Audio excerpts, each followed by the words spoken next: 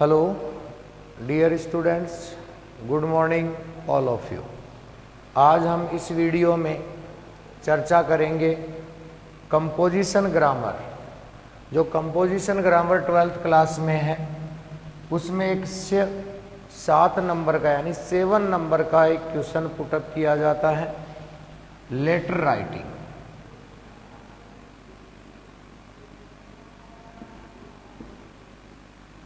Letter writing, पत्र लेखन। तो आरबीएसई बोर्ड में जो क्वेश्चन पेपर में 7 मार्क्स का एक क्वेश्चन आता है लेटर राइटिंग, जो एग्जाम में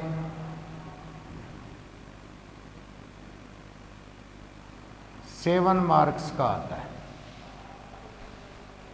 अब इसके अंदर क्वेश्चन पेपर में 2 क्वेश्चन पुटअप किया जाते हैं, उनमें से एक आपको अटेम्प्ट करना है।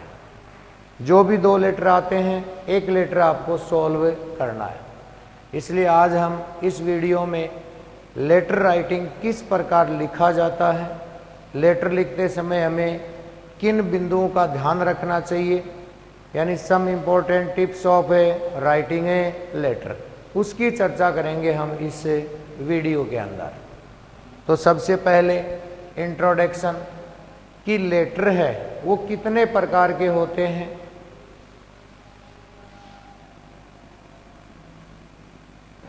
तो लेटर इज 2 टाइप्स। लेटर 2 प्रकार के होते हैं। एक है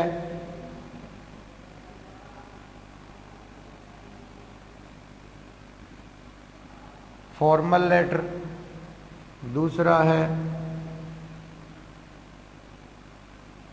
इनफॉर्मल लेटर, यानी औपचारिक पत्र और अनौपचारिक पत्र। क्लास 12th में आरबीएसई बोर्ड में सिलेबस में केवल फॉर्मल लेटर हमारे इंक्लूड है, इनफॉर्मल लेटर है वो 12th क्लास के आरबीएसई बोर्ड में इंक्लूड नहीं है। इसलिए हम आज जो भी चर्चा करेंगे इस वीडियो में वो फॉर्मल लेटर की करेंगे। इनफॉर्मल लेटर है वो हमारे सिलेबस में नहीं आता है। तो फॉर्मल लेटर है, तो लेटर है वो यूज क्यों किया जाता है, लेटर का महत्व क्या है। तो लेटर कोई भी इंफॉर्मेशन लेनी हो या इंफॉर्मेशन देनी हो तो फॉर्मल लेटर के अंदर वो लेटर शामिल होते हैं, जैसे बिजनेस से संबंधित कोई भी लेटर लिखा जाता है। आपको कोई भी सामान है, वो मटेरियल है, वो मंगवाना है, या ऑफिशियल लेटर जिसके अंदर आप कंप्लेंट कर सकते हो अपने गली मोहल्ले की जो भी सड़क है, लाइटिंग है, या फिर वाटर सप्लाई है, बैड रोड कंडीशन है। तो ऑफिशियल लेटर है वो एक कंप्लेंट लेटर के रूप में मुख्य रूप से पूछे जाते हैं। या फिर है जॉब एप्लीकेशन।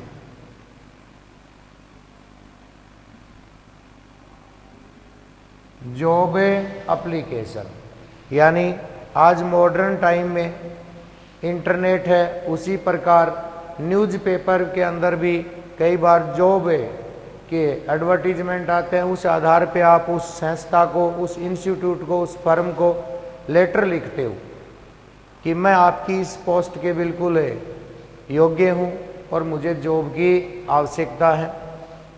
इसी प्रकार एडिटर को लिखे जाते हैं।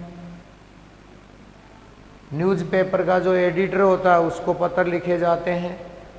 तो इस प्रकार के लेटर हैं वो एग्ज़ाम में पूछे जाते हैं, जिसमें बिजनेस लेटर हैं, जिसमें कोई भी आपने सामान खरीदा, डिफेक्टिव आ गया, उसको रिप्लेसमेंट करने के लिए, या फिर आपने कोई readymade garments, chemistry, physics lab का कोई सामान मंगवाया, उसमें कोई डिफेक्टिव पीस आ गया, उसको रिप्लेसमेंट करवाना है, या केवल आपको स्पोर्ट्स से मटेरियल है वो मंगवाने हैं, यानी जो भी डिमांड करते हैं आप, बुक्स की कर सकते हैं, स्पोर्ट्स मटेरियल की कर सकते हैं, लैब का जो सामान होता है उसकी कर सकते हैं। ऑफिशियल लेटर के अंदर कोई भी किसी प्रकार की शिकायत है वो उससे संबंधित अधिकारी को की जाती है। और जॉब एप्लीकेशन, जो भी एडवर्टीजमेंट है न्यूज़पेपर में पब्लिश किए जाते हैं, उस आधार पर हम जॉब के लिए एक लेटर लिखते हैं। एडिटर है वो संपादकीय को या न्यूज़पेपर के माध्यम से आप अपनी आवाज़ सब लोगों तक पहुंचाने चाहते हैं, चाहे वो कोई सोशल प्रॉब्लम हो, जैसे नॉइज पोल्यूशन की हो सकती है, एयर पोल्यूशन की हो सकती है, वाटर पोल्यूशन की हो सकती है, बैड रोड कंडीशन है, ड्रेनेज सिस्टम है, इनसेंट्री कंडीशन है, या वाइन क्लोज शॉप है, इस प्रकार की जो भी होती है वो एडिटर के माध्यम से आप हर व्यक्ति के पास वो आवाज़ पहुंचाना चाहते हो through the news paper.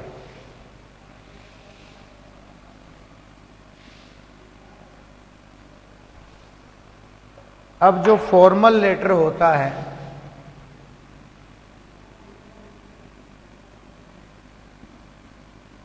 Formal letter, तो फॉर्मल लेटर है उसका ड्राफ्ट बनाते समय या फॉर्मल लेटर लिखते समय हमें किन बातों का ध्यान रखना चाहिए। इनफॉर्मल सिलेबस में नहीं है, लेकिन ये क्लियर होना चाहिए कि इनफॉर्मल लेटर होते कौन से हैं, जो अपने रिलेटिव्स को, अपने फ्रेंड को, अपने फैमिली मेंबर्स को जो लेटर लिखे जाते हैं, जैसे अंकल है, आंट है, मदर है, फादर है, सिस्टर है, ब्रदर है, आपका कोई फ्रेंड है, उनको लेटर लिखे जाते हैं, वो इनफॉर्मल लेटर की कैटेगरी में आते हैं। और ये फॉर्मल लेटर है वो किसी आपको बिजनेस से संबंधित, कोई ऑफिसियर से संबंधित, उससे संबंधित लेटर होते हैं। तो फॉर्मल लेटर है उसको लिखते समय हमें कुछ विशेष बिंदु हैं तो उसका ध्यान रखना चाहिए, जैसे टिप्स ऑफ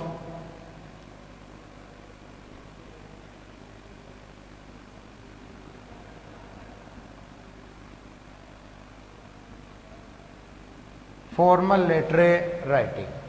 तो कुछ महत्वपूर्ण बातें हैं, कुछ महत्वपूर्ण टिप्स हैं जिनका हमें ध्यान रखना है, क्योंकि हमें 7 मार्क्स का क्वेश्चन है और 7 मार्क्स में से 7 मार्क्स कैसे हम अचीव करें, कैसे हम प्राप्त करें, उसके लिए लेटर का जो ड्राफ्ट है उसको बहुत ही बेटर ढंग से समझने की आवश्यकता है।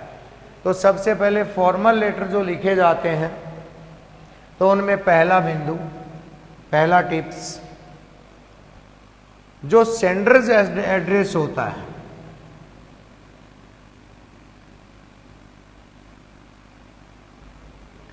सेंडर्स एड्रेस, यानी लेटर को लिखने वाले का एड्रेस होता है वो कहलाता है सेंडर्स एड्रेस। ये सेंडर एड्रेस है वो कहाँ लिखा जाता है, वैसे तो इसको लेफ्ट साइड में और राइट साइड दोनों में लिख सकते हो, लेकिन मॉडर्न इंग्लिश में इसका जो प्रचलन है तो sender address can write on the LHS top of the page, यानी सेंडर का एड्रेस है वो हम लिख सकते हैं लेफ्ट हैंड साइड में टॉप ऑफ द पेज। अपनी जो नोटबुक होती है, एग्जाम की जो कॉपी होती है, उसमें सबसे ऊपर बाईं तरफ LHS यानी लेफ्ट हैंड साइड में सेंडर का एड्रेस लिखा जाता है। और सेंडर का एड्रेस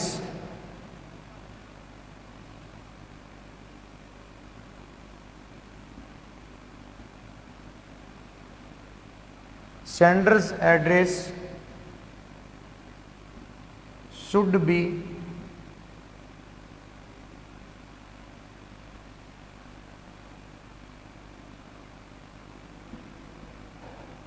written in minimum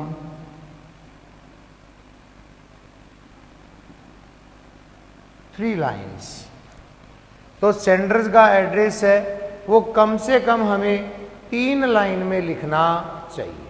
अब 3 लाइन में क्या लिखा जाएगा, कैसे लिखा जाएगा, वो आप एक को ड्राफ्ट में मैं एक एग्जाम्पल के माध्यम से बताता हूँ कि हमें किस प्रकार एक लेटर लिखना है। जैसे आपको कोई एक पत्र लिखना है, कलेक्टर को आपको उसकी कंप्लेन करनी है, अपनी लोकेलिटी में जो भी कोई आपकी शिकायत है, ड्रेनेज सिस्टम की है, वाटर सप्लाई की है, या पावर कनेक्शन की है, इलेक्ट्रिसिटी प्रॉब्लम है, तो जो भी शिकायत है वो शिकायत आप कलेक्टर को लिखना चाहते हैं और आप उस गली मोहल्ले के नागरिक को, तो सेंडर का एड्रेस कम से कम 3 लाइन में होना चाहिए। तो देखो कैसे 3 लाइन में LHS की तरफ ये लिखा जाता है। जैसे सपोज करो कि आप 15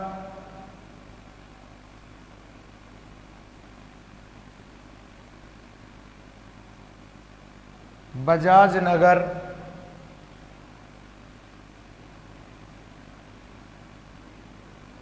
जयपुर में रहते हो, यानी आप 15 बजाज नगर जयपुर में रहते हो। अब 2 लाइन में यानी सबसे पहले एड्रेस में उस गली मोहल्ले का नाम, यानी जो स्मॉल प्लेस होता है उसका नाम पहले आता है, और वो स्ट्रीट, वो गली, वो मोहल्ला कौन से कस्बे में स्थित है, कौन सी सिटी में स्थित होता है, वो आता है सेकंड लाइन में। यानी स्मॉल से बिग की तरफ चलेंगे। पहले हम सबसे पहले स्मॉल जो प्लेस होता है उसको मेंशन करते हैं, फिर उससे बड़े को मेंशन करते हैं, और थर्ड लाइन में हम एक गैप देकर लेटर लिखने की डेट लिखी जाती है। तो जैसे आज हम जिस दिन लेटर लिख रहे हैं उस दिन की डेट यूज की जाती है। आज जैसे है 12 मई 2020, यानी 2020। डेट लिखते समय हमें निम्न चीजों का ध्यान, निम्न बात का ध्यान रखना है कि हमें डेट लिखते समय नेम ऑफ मंथ यूज करना है। तो तीसरा पॉइंट है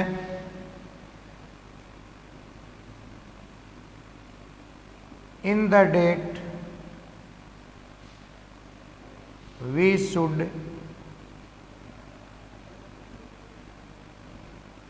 right the name of a month. Never use the number of a month. यानी डेट के अंदर हमें नेम ऑफ मंथ यूज करना है, never use the number of a month, महीने का नाम यूज नहीं करना है। तो ये 3 जो बिंदु थे ये थे सेंडर्स के एड्रेस के बारे में, कि सेंडर का एड्रेस सबसे ऊपर लिखा जाएगा LHS की तरफ, फिर सेंडर का एड्रेस है वो मिनिमम 3 लाइंस में आना चाहिए, फिर थर्ड लाइन में हम यूज करते हैं डेट, उस दिन की जिस दिन हमें लेटर राइट करना है। तो डेट के अंदर हमें महीने का नाम यूज करना है, उसकी संख्या या नंबर यूज नहीं करना है।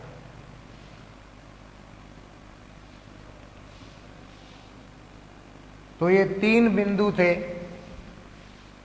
3 टिप्स थे जो सेंडर एड्रेस के आते हैं। अब इसके नीचे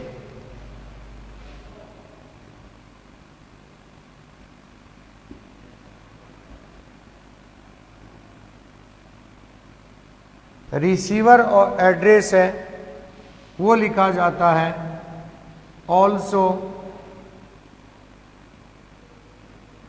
ऑन द LHS। रिसीवर का एड्रेस है वो भी लेफ्ट हैंड साइड में लिखा जाता है, यानी आप अपना लेटर जिसको लिख रहे हो उस व्यक्ति का एड्रेस है वो LHS साइड में लिखा जाता है। तो पहली जो टिप्स थी रिसीवर एड्रेस की, वो LHS साइड में लिखना आपको, और ये एड्रेस भी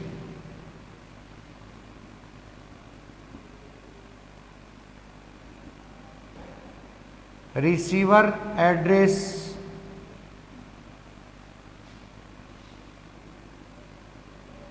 also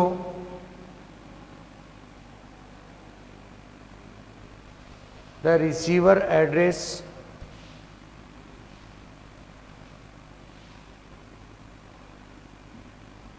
should be written in 3 lines। तो रिसीवर का एड्रेस है वो भी हमें मिनिमम से मिनिमम 3 लाइन में लिखना चाहिए। अब हम 3 लाइन में उस एड्रेस को कैसे लिखेंगे, वो एक एग्जाम्पल के माध्यम से। जैसे आपने कलेक्टर को शिकायत करनी है, या किसी कंपनी को या किसी बैंक को आपको लेटर लिखना है, तो जैसे आपने अपना एक न्यू बैंक में आपको न्यू अकाउंट खुलवाना है, उसके लिए आप मैनेजर को एप्लीकेशन लिख रहे हो, तो सबसे पहले LHS साइड में जो सेंडर्स एड्रेस था उसके नीचे लिखा जाएगा रिसीवर का एड्रेस LHS साइड में ही। तो जैसे कि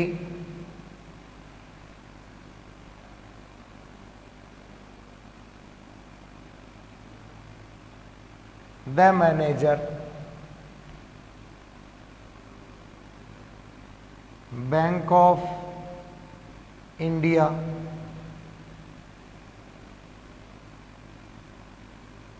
स्टेशन रोड, जयपुर। तो ये रिसीवर का एड्रेस हो गया। अब देखिए कुछ लेटर जो अपन है बिजनेस लेटर लिखते हैं या ऑफिशियल लेटर लिखते हैं, उसमें जो रिसीवर का एड्रेस आता है इसके ऊपर कई बार हमें लिखना पड़ता है रेफरेंस नंबर। ये रेफरेंस नंबर क्यों यूज किया जाता है? यानी आप एक से अधिक लेटर लिखते हो किसी भी कार्य के लिए, या आपको लिखने पड़ रहे हैं अलग अलग मैटर में, तो कौन सा लेटर है वो कितने नंबर पे आपको मिलेगा अपनी फाइल में या अपने जो डिस्पैच रजिस्टर होता है उसमें, तो वो रेफरेंस नंबर की यहाँ पर संख्या डाली जाती है। ये कंपलसरी नहीं है कि हर लेटर में रेफरेंस नंबर लिखें, क्योंकि मॉडर्न टाइम में रेफरेंस नंबर की आवश्यकता नहीं होती, क्योंकि मॉडर्न टाइम इंटरनेट का है और इंटरनेट के अंदर इनको सेव कर लिया जाता अपने कंप्यूटर वगैरह में लेटर की डेट वगैरह, तो रेफरेंस नंबर की आवश्यकता नहीं होती। लेकिन लिखें तो लिख भी सकते हैं। ये टिप्स थी केवल एड्रेस से संबंधित, जो सेंडर का एड्रेस था और रिसीवर का एड्रेस था। अब दोनों एड्रेस हैं, उनकी एक विशेष बात यह है कि हम अपनी नोटबुक में जहां ऊपर से लिखना शुरू करते हैं वहां नीचे तक एड्रेस उसी लाइन में स्टार्ट होना चाहिए। आगे पीछे स्टार्टिंग पॉइंट है वो उनका सबका सेम होना चाहिए, प्रत्येक लाइन का। आगे एंड में आगे पीछे हो सकता है। यदि आप ये सोचते हैं कि ऐसा क्यों है कि जहां से हम अपनी नोटबुक में लेफ्ट हैंड से जहां से लिखना शुरू किया और वहां पर जहां ऊपर से लिखना शुरू किया वहां तक नीचे तक उसी सेम लाइन में वर्टिकल पोजीशन में बिल्कुल उसी तरह से आना चाहिए, उसका मॉडर्न टाइम में कारण है इंटरनेट, कंप्यूटर। क्योंकि कंप्यूटर में जो भी आप लिखना शुरू करोगे अपनी लाइन जहां एंड होती है तो उसका एरो मार्क नीचे की लाइन में लाओगे तो वो स्टार्ट में आ जाएगा ऑटोमेटिकली, और यदि आप स्टार्ट में गैप छोड़कर आगे लिखते हो तो आपको बार बार स्पेस दबाना पड़ेगा, और फिर वो स्पेस दबाने में जो आपका टाइम वेस्ट हो रहा है वो टाइम कंज्यूम हो गया आपका। इसलिए टाइम सेविंग मेथड है कि जहाँ से लिखना शुरू किया वहीं से लिखना है, वो प्रत्येक लाइन को each lines start from the beginning top of the line. तो ये तो था सेंडर एड्रेस और रिसीवर एड्रेस के बारे में। रिसीवर एड्रेस में डेट मेंशन कभी नहीं करनी है, डेट मेंशन कभी नहीं करनी है। Never use the date of a receiver's address. अब यानी जो सेंडर एड्रेस हो गया, रिसीवर एड्रेस हो गया, तो लेटर है उसको, जैसे एग्जाम में आपके क्वेश्चन आता है, उसके जो मार्क्स होते हैं वो उसके लेटर के जो पार्ट होते हैं उस पर डिपेंड करते हैं। तो यदि दोनों एड्रेस आपके बिल्कुल एक्यूरेट हैं, तो जैसे 7 मार्क्स का ये आता है तो उसमें एड्रेस का एक नंबर होता है कि एक नंबर है 1 number of A address part. यदि दोनों एड्रेस आपके बिल्कुल एक्यूरेट है तो आपको एक नंबर अचीव हो जाएगा। अब इसके आगे दूसरा पार्ट आता है, लेटर का सेकंड पार्ट, जिसके अंदर आपको सब्जेक्ट बनाना है, subject of the letter. Informal letter में सब्जेक्ट बनाने की आवश्यकता नहीं होती, क्योंकि जिसको आप लिख रहे होते हो वो आपका फेमिलियर पर्सन होता है। लेकिन फॉर्मल लेटर में आपको सब्जेक्ट बनाना कंपलसरी है कि लेटर किस विषय पर लिख रहे हो, किस बात पर लिख रहे हो। तो आपका सब्जेक्ट ऑफ द लेटर है वो बिल्कुल ही शॉर्ट एंड क्लियर होना चाहिए, यानी बिल्कुल संक्षिप्त होना चाहिए और स्पष्ट होना चाहिए। तो subject of the letter short and clear, बिल्कुल संक्षिप्त होना चाहिए। अब जैसे एग्जाम्पल के माध्यम से कि किस प्रकार एक लेटर का सब्जेक्ट है वो लिखा जाता है। जैसे आपने बाजार से कोई सामान खरीदा और वो सामान है वो डिफेक्टिव आ गया, और उस डिफेक्टिव सामान को आपको चेंज करवाना है, तो उसका सब्जेक्ट शॉर्ट एंड स्वीट और सटीक आना चाहिए। जैसे आपने सब्जेक्ट लिखा है ऐसे, और इसके आगे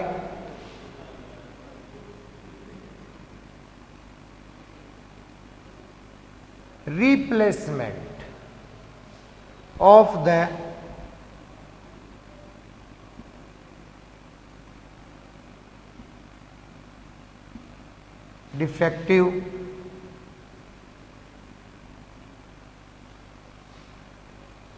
डिफेक्टिव कंप्यूटर, यानी सटीक क्वेश्चन के आधार पे बनेगा ये, जैसा क्वेश्चन आया है। यहाँ पर ये नहीं कि सभी लेटर्स में ये सब्जेक्ट बन जाएगा।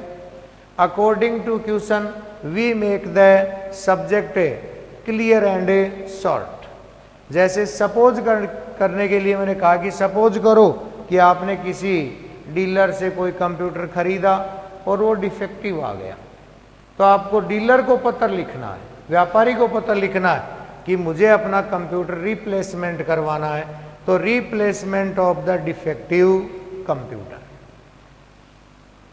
पुनः मुझे रिप्लेसमेंट करवाना है, तो ये एक नंबर का होता है आपका सब्जेक्ट का पार्ट। अब सेंडर एड्रेस हो गया, रिसीवर एड्रेस हो गया, सब्जेक्ट हो गया। अब जो थर्ड पार्ट आता है लेटर का, उसमें सैल्यूटेशन, सैल्यूटेशन जिसको हिंदी में कहते हैं संबोधन। तो अकॉर्डिंग टू क्वेश्चन हमें लेटर के इस पार्ट में जिस पर्सन्स को हम लेटर राइट कर रहे हैं उसको सैल्यूटेशन यानी एड्रेसिज किया जाता है, संबोधित किया जाता है। तो आप जिस पर्सन को लेटर लिख रहे हो यदि वो मैन है तो हम उसे लिखेंगे डियर सर, और यदि आप जिसको लेटर लिख रहे हो यदि वो कोई लेडी है, कोई वुमेन है, तो उसको लिखेंगे डियर मैडम। ये सैल्यूटेशन करने का तरीका है कि dear sir, when you write a letter to a man we use the dear sir, and when we write a letter to a lady we use dear a madam. तो हम dear madam का use करेंगे या dear sir. अब इस salutation में एक विशेष special जो फैक्ट आता है, 2-3 बार ये क्वेश्चन बोर्ड एग्जाम में पुटअप भी किया जा चुका है, मैं फिर रिपीट कर रहा हूं। सैल्यूटेशन अकॉर्डिंग टू क्वेश्चन किया जाएगा। सपोज करो आप लेटर लिख रहे हो, जैसे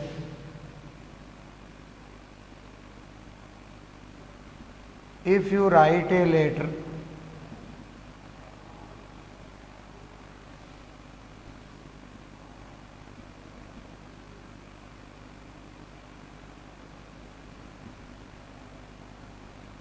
institute and a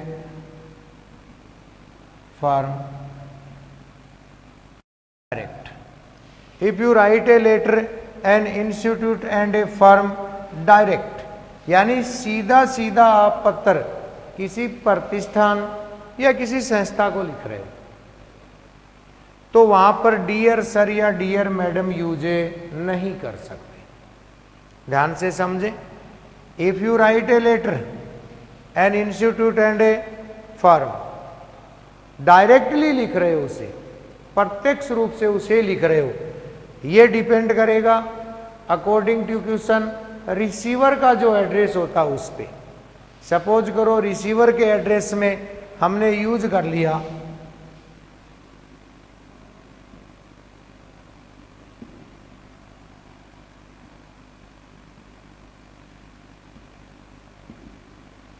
Reliance industries,